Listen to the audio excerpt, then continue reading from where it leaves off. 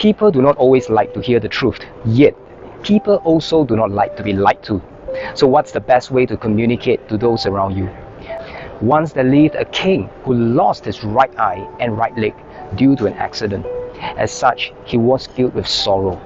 Now one day, the king decided to find someone to draw a portrait of himself and gathered the best painters from all across the nation.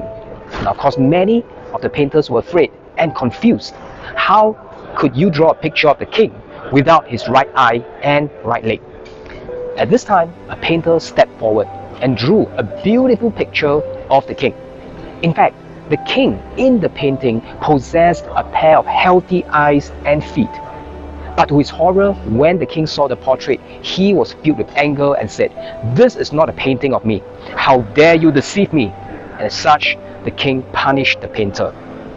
Next, another painter stood up and was willing to help the king paint a portrait.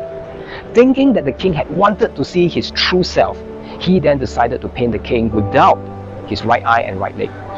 Unfortunately, when the king saw the picture, he was embarrassed and was filled with anger. And once again, the painter was severely punished. Now, at this juncture, many painters were unwilling to step up draw for the king. Till one young painter finally emerged and said to the king, "Your Majesty, I'm willing to give it a try, but I hope the king will not be angry." And after the painting was completed, the king was filled with delight and decided to reward the painter handsomely.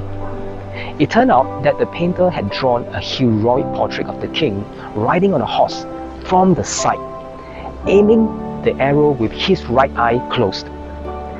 Because the painter had painted a beautiful portrait of the king, which was real, while cleverly hiding the king's disabilities, he won the favor of the king.